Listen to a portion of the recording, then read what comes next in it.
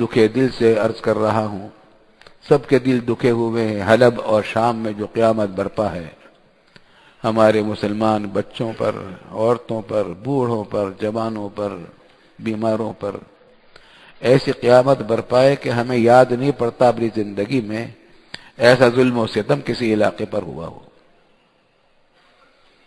ایسا یاد نہیں پڑتا۔ ایسے بچوں پر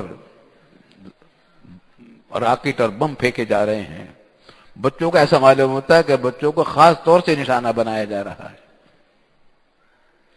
وہاں کچھ حضرات اپنے پاکستان کے گئے ہوئے ہیں امداد کے لیے، تو انہوں نے ان کا رات ٹیلی فون میرے پاس آیا پرسوں رات کو، ان کے یہاں آدمی اسلام آباد میں، ان کی ایک فاؤنڈیشن، ایک خبیب فاؤنڈیشن، تو وہاں ترکی میں وہ کام کرتی ہے خیراتی، تو انہوں نے اپنے آدمی کو فون کیا کہ ابھی ان کو فون کر دو، میرے بارے میں کہا۔ انہوں نے کہا کہ رات کا وقت ہے، میں صبح کو فون کر دوں گا، کہ نہیں ابھی کرو، ایمرجنسی ہے۔ اور پھر انہوں نے حالت بتلائی کہ اس وقت ہم سرحد پر، ترکی اور شام کی سرحد پر کچھ بستیاں ہیں، یہاں ہم نے روٹیوں کا انتظام کیا ہے مفلوق الحال لوگوں کے لیے، تو ہم تقریباً 1,00,000 روٹیاں روزانہ پکاتے ہیں۔ 40 تندور کام کر رہے تھے، مگر پیسوں کی کمی آ گئی تو اب صرف 10 تندور کام کر رہے ہیں۔ یہاں سرجیکل آلات کی ضرورت ہے، یہاں گرم کپڑوں کی ضرورت ہے، کمبلوں کی ضرورت ہے، ٹھنڈا ملک ہے، برف باری کتنی زبردست ہو رہی ہے ترکی میں، شام بھی ٹھنڈا ملک ہے، ترکی بھی، اور دونوں کی سرحدیں مل رہی ہیں۔ الحمدللہ ہمارے کراچی سے بھی مفتی عبدالستار صاحب گئے ہوئے ہیں، اور وہ کام وہاں کی حکومت کے ساتھ مل کر رہے ہیں۔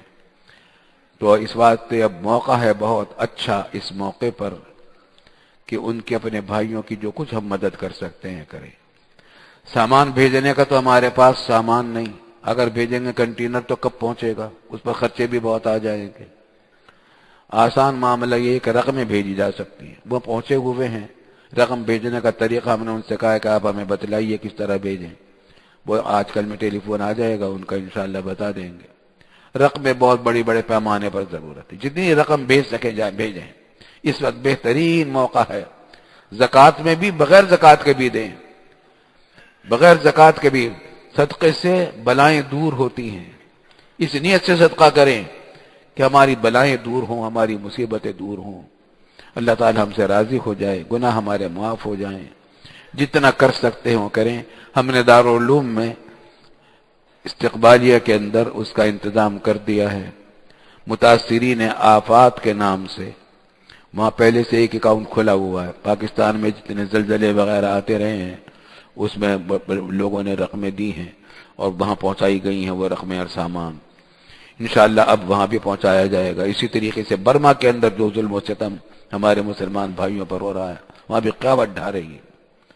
اور عجیب و غریب بات یہ ہے کہ اتنا ظلم ہو رہا ہے لیکن اقوام متحدہ کے جتنے NGOs ہیں کوئی نہیں آ رہا۔ انسانیت کا ڈھنڈورا پیٹنے والے، انسانی حقوق کے ڈھنڈورا پیٹنے والے، ریڈ کراس تک نہیں آ رہی، کوئی بین الاقوامی ادارہ ان کی مدد کو نہیں پہنچ رہا، کیونکہ مسلمان ہیں، کا جرم یہ کہ مسلمان ہیں بیچارے۔ اس واسطے ہمارا اور بھی بڑا فریضہ ہے کہ ہم جتنے ہو سکے زیادہ سے زیادہ برما کے لوگوں کی مدد کریں۔ وہاں بھی اس کے بھی راستے نکالے گئے ہیں کہ کس طریقے سے وہاں رقم پہنچائی جائے، نکالے جا رہے ہیں، وہاں شام میں بھی، حلب میں بھی، ترکی میں بھی۔ اس کے علاوہ اور بھی دوسرے طرح کی آفات آتی رہتی ہیں، تو ہم نے دارالعلوم میں اس کا ایک باقاعدہ کھاتہ کھول دیا ہے اور اس کی رسید بک بھی الگ کر دی گئی ہے، تو اس میں رقمیں جتنی ہو سکے دی جائیں اور اس میں وصولیابی کا انتظام ہو رہا ہے۔ انشاءاللہ تعالی اس کو وہاں پہنچانے کا اطمینان بخش انتظام کیا جائے گا۔ اللہ تعالی مدد فرمائے، ہماری ان مسلمانوں کی مصیبتوں کو دور کرے۔ وآخر دعوانا الحمدللہ رب العالمین۔